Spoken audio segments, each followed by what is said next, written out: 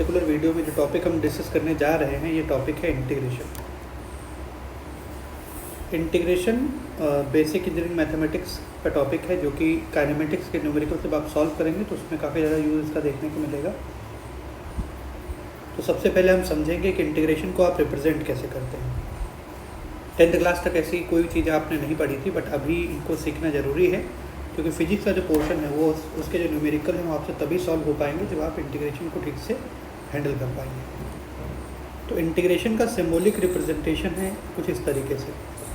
यहाँ पर जो मैंने ये सिंबल बना रखा है ये इंटीग्रेशन का सिंबल है, साथ में लिखा हुआ है y dx। y dx का मतलब ये है integration of y with respect to x। जिस किसी चीज़ का इंटीग्रेशन हो रहा है इसको हम यहाँ पर पहले लिखते हैं, और जिस किसी टर्म के रिस्पेक्ट में हो रहा है उसको हम इस d के साथ में इधर लिख रहे हैं। तो इसका सीधा सा मतलब है integration of y with respect to x।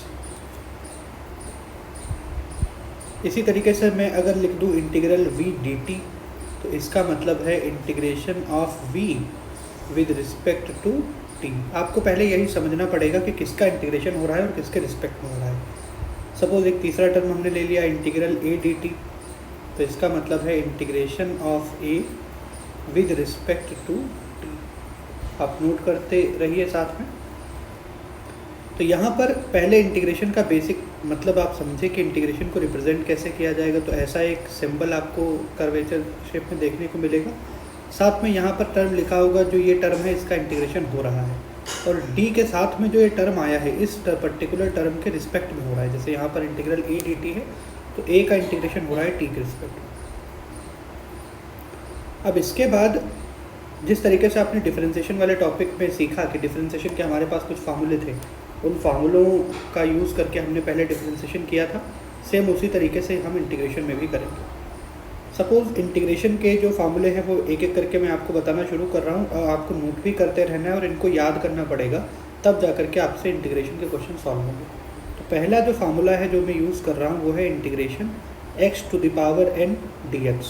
अब x to the power n ये डिफरेंशिएशन में भी आया था, बट यहाँ इंटीग्रेशन में जो इसका फार्मूला होता है वो होता है x to the power n+1 upon में n+1। तो ठीक से एक बार देख लीजिए, अगर x की पावर में n दिया गया है तो जो इसका इंटीग्रेशन आएगा इसमें x की पावर में आप 1 बढ़ा देंगे, तो पहले x की पावर में n था, अभी आपने 1 ऐड कर दिया तो x की पावर में हो गया n+1 और अपॉन में भी आ गया n+1। इसके साथ में कई बार इंटीग्रेशन का जब ये फार्मूला आप देखेंगे तो साथ में एक कांस्टेंट लिखा रहेगा +c।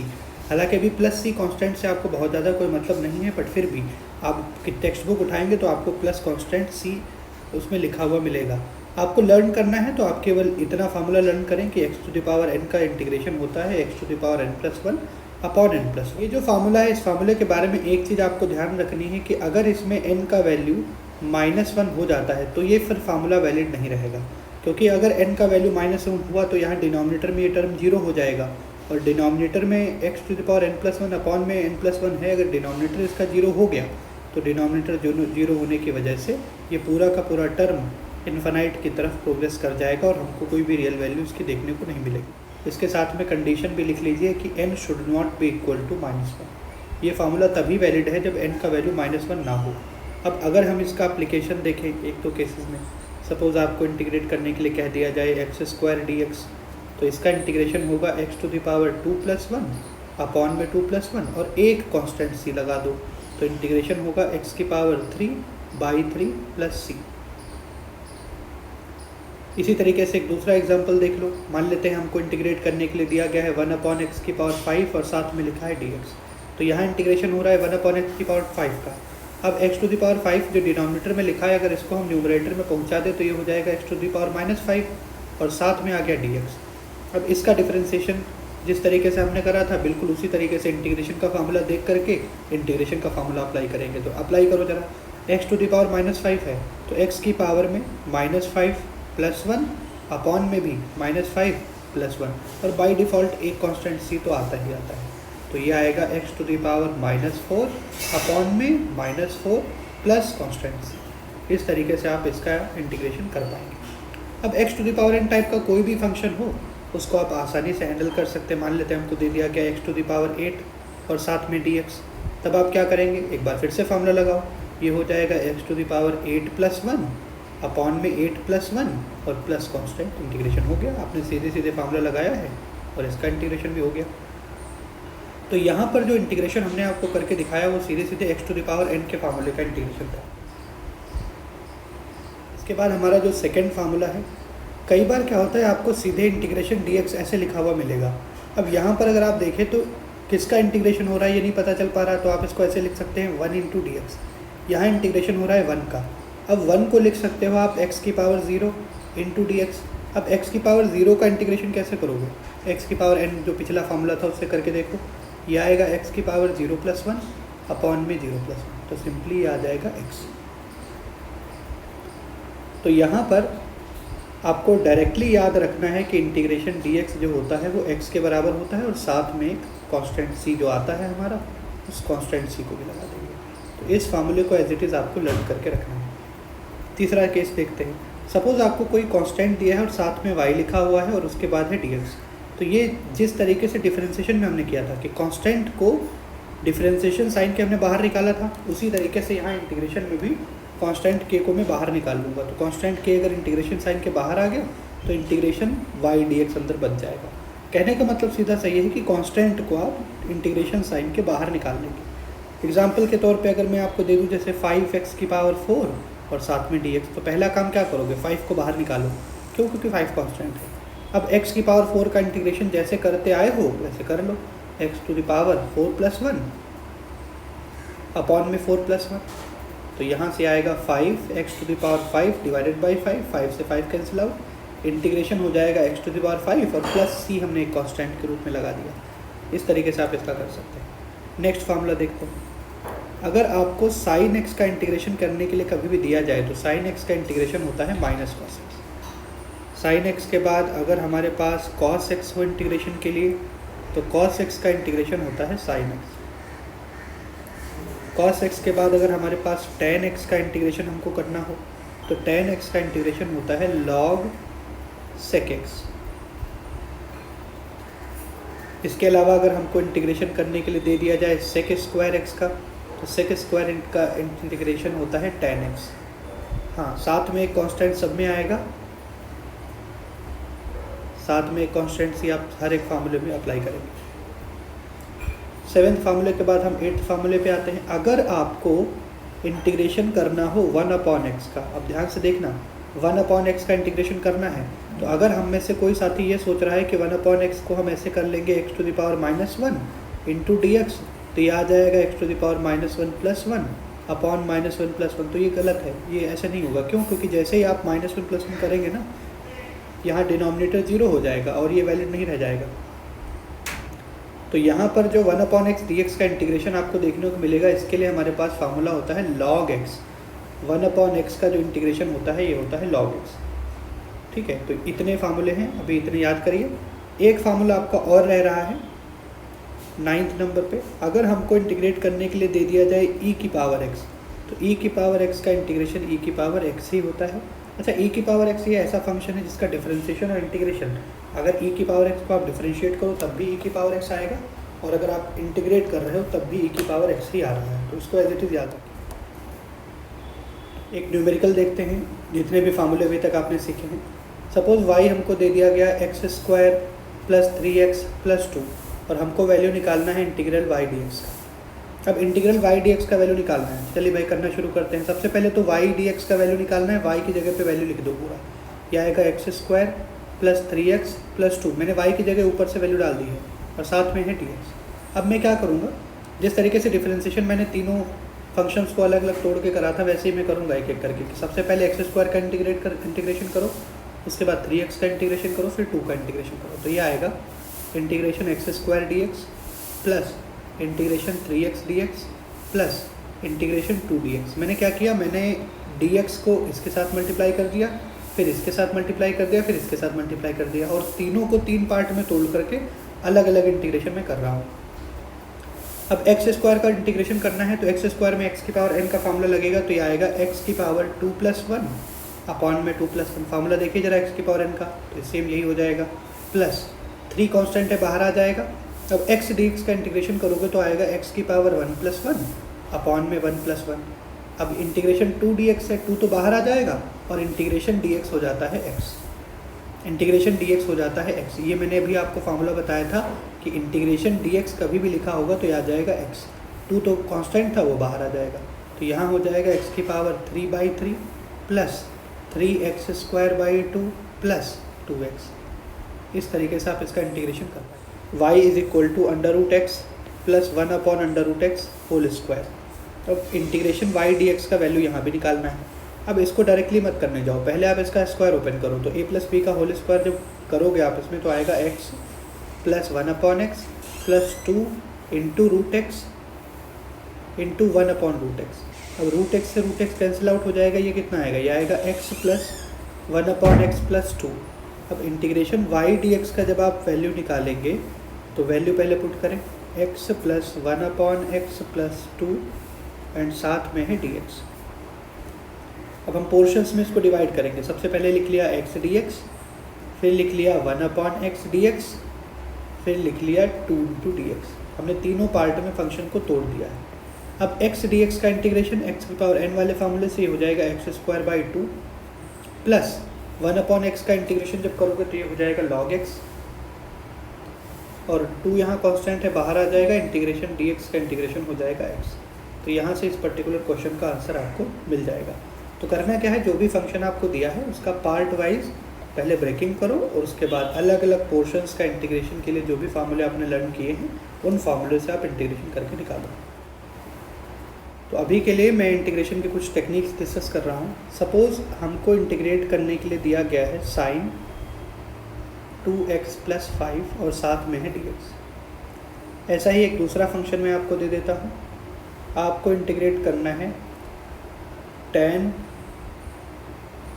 x + 2 को और साथ में है dx।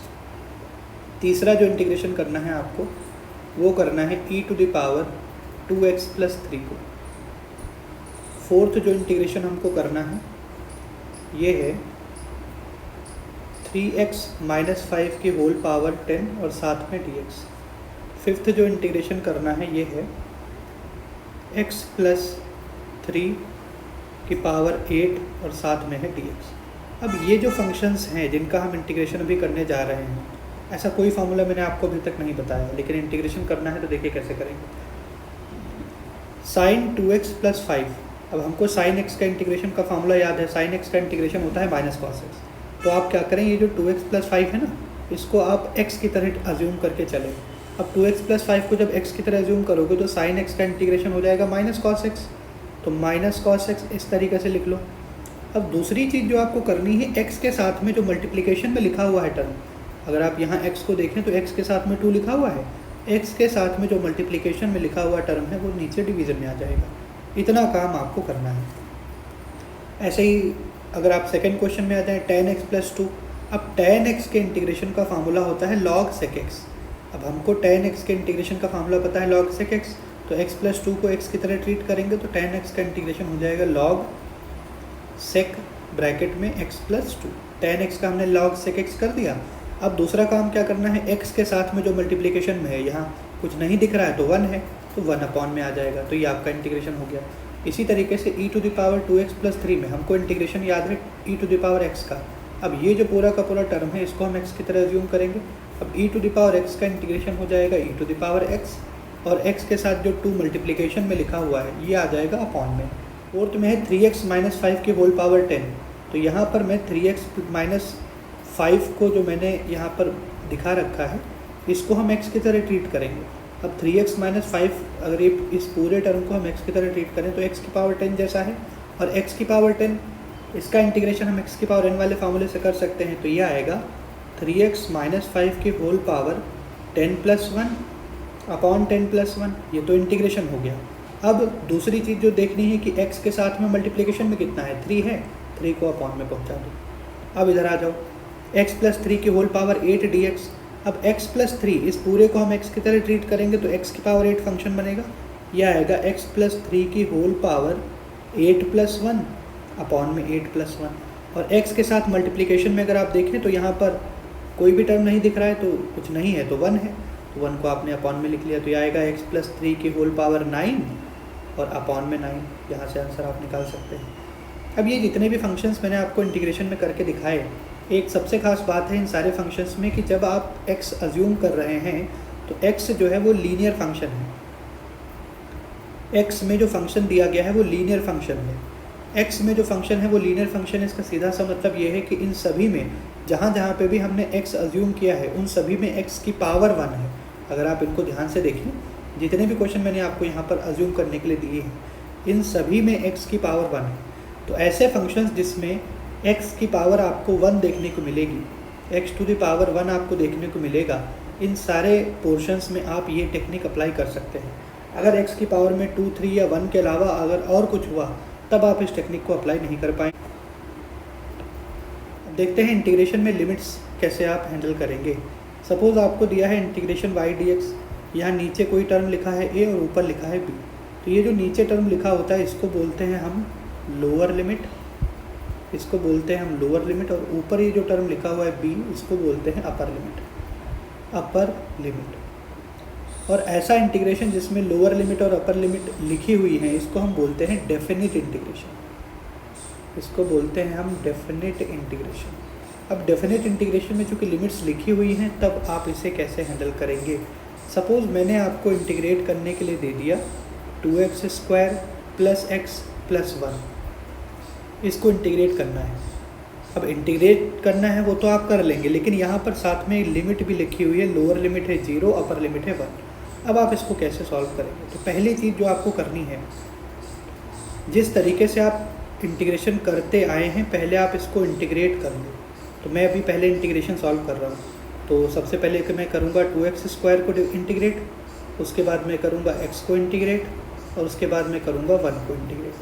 तो 2x² में 2 कांस्टेंट है बाहर आ जाएगा, x² का इंटीग्रेशन हो जाएगा x की पावर 2 + 1 अपॉन में 2 + 1 प्लस यहाँ पर x की पावर 1 लिखा हुआ है तो ये हो जाएगा x की पावर 1 + 1 अपॉन में 1 + 1 प्लस, अब देखिए 1 × dx है या फिर सिंपली dx है तो इसका इंटीग्रेशन x होता है, फार्मूला मैंने बता रखा है आपको। तो ये हो जाएगा 2x³ / 3 + x² / 2 + x। ये आपने इंटीग्रेशन निकाल लिया।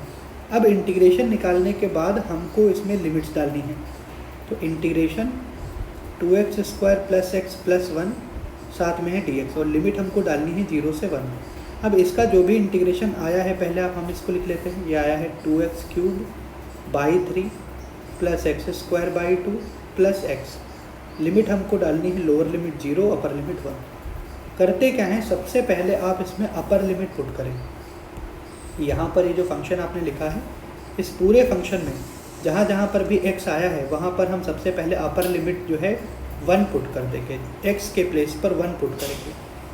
अप्लाई करते हैं ज़रा, तो ये आएगा 2/3 1 की पावर 3 प्लस 1 की पावर 2/2 प्लस 1। ये अपर लिमिट डाल के हमने लिख लिया।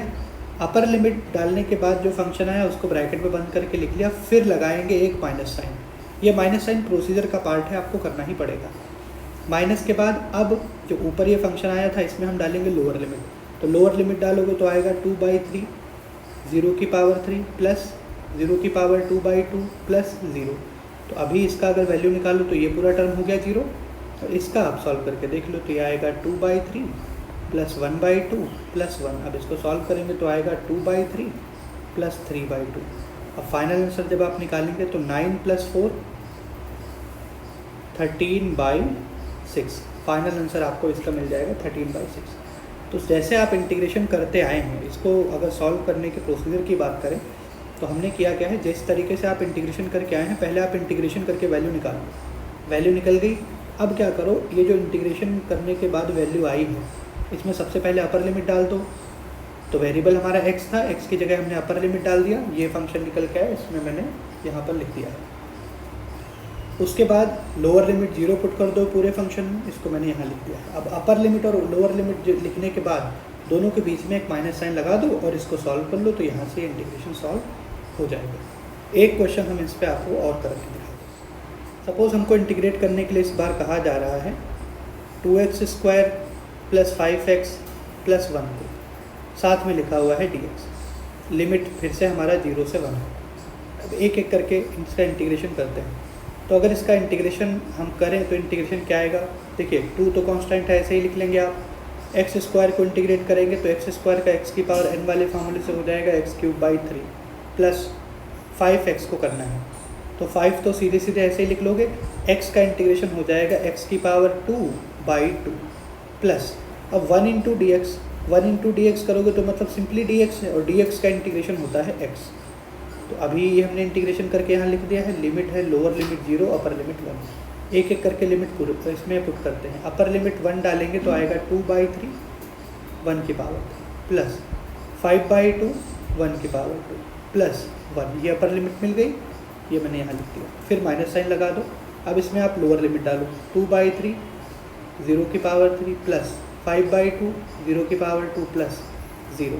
तो ये अपर लिमिट डालने के बाद और लोअर लिमिट डालने के बाद जो फंक्शंस आए हैं इनको हमने लिख दिया है। अब ये पूरा टर्म तो है 0, इधर निकालेंगे तो आएगा 2/3 प्लस 5/2 प्लस 1। अब इसको पूरे को कैलकुलेट करें तो आएगा 2/3 प्लस 7/2, और इसका अब ये आप कैलकुलेशन अगर करेंगे तो आएगा 4 प्लस 21 अपॉन में 6। ये एलसीएम हमने ले लिया तो फाइनल आंसर आ जाएगा 25/6। तो इस बार भी वही सेम प्रोसीजर हमने अप्लाई किया है कि सबसे पहले आप इंटीग्रेट करके वैल्यू यहाँ लिख लो जो आ रहा है, वो इंटीग्रेशन का वैल्यू मैंने यहाँ पर लिख लिया है। इंटीग्रेशन का वैल्यू हमने यहाँ पर लिख लिया है। उसके बाद आपने लोअर लिमिट आपके पास है 0, अपर लिमिट है 1। पहले अपर लिमिट पुट करके जो फंक्शन है उसको लिख लें, उसके बाद लोअर लिमिट 0 डाल के जो फंक्शन है उसको लिख लें और बीच में एक माइनस साइन लगाएंगे। अब इसको सिर्फ कैलकुलेट करना है। कैलकुलेट करने के बाद जो फाइनल आंसर आया है दैट इज़ 25/6।